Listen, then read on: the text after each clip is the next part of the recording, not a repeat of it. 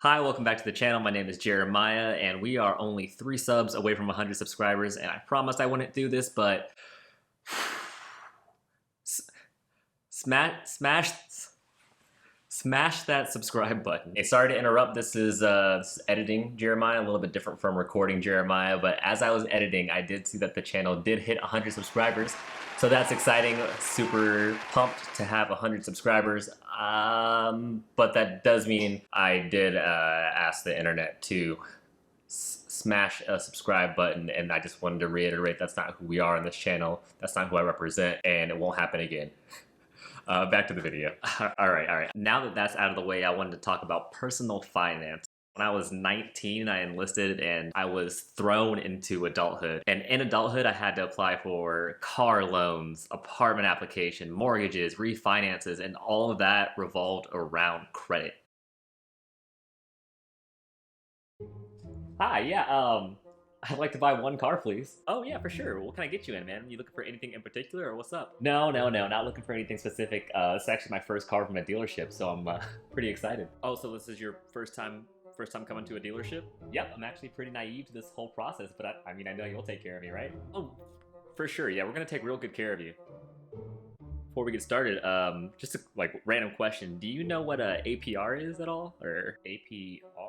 Is that like a AP class, like AP history or something? You know what? Forget I asked. You don't really need to know about APRs to buy a car. And just so I know what I'm working with, do you have a rough estimate of like your credit score? My credit score? Why do you want to know that? Kind of a personal question, don't you think? Sorry, I asked. You're right, that is personal. We got just the right car for you. Come with me to my office and let's get some paperwork started.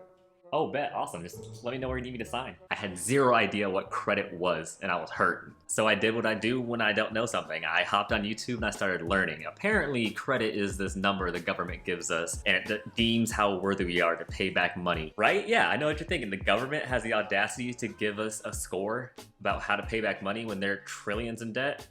Huh.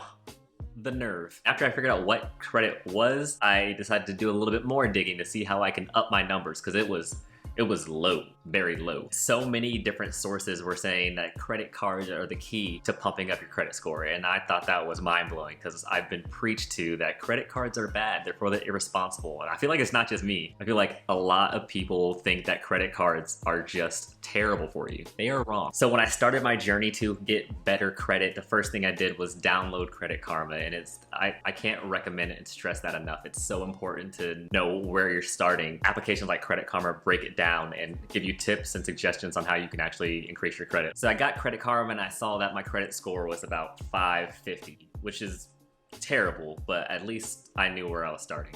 My next best step was to get a credit card. So I applied for an entry-level credit card, I believe the Capital One Quicksilver. They gave me a small credit line of $300, and just like that, I was in the credit game. I felt so big time with that $300 credit limit. I was balling. But just owning a credit card isn't enough to increase your credit score. You gotta learn how to make the credit card work for you. There's a lot of different factors that go into boosting your credit with a credit card, but I'm just gonna cover the main one, which is your utilization rate. So let's say I have a credit limit of $1,000. If I spend $300, that means my utilization is at 30%. Ideally, it's best to never carry a balance on your credit card, but sometimes you may have to, and if you do have to, make sure that you understand that if you have a utilization that's over 30%, it will actually hurt your credit score rather than helping it. So after about 6 to 8 months of keeping my utilization incredibly low, under 10% and never over 30%, I started to see an increase in my credit score. It went from like a 550 to around a 640, 650. And at that point, I decided it was time to apply for another credit card. Having a great utilization rate and a great payment history for one credit card is good. But if you have a great payment history and great utilization on 2, 3 cards, then creditors will see you as just a little bit more responsible with more money,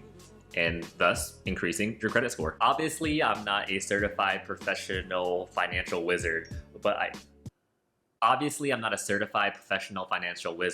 I do hope if you are trying to grow your credit score that you remember the 3 steps, which is just learn about credit, how it's calculated, download Credit Karma to see where you stand, and get a credit card and keep your utilization rate as low as possible, and definitely always under 30%. If you already have a credit card, I'm super curious to when you first got it, so comment in the description when you got your first credit card and when you started learning about credit yourself. That's all for this video. Thanks for watching, and I'll see you on the next one.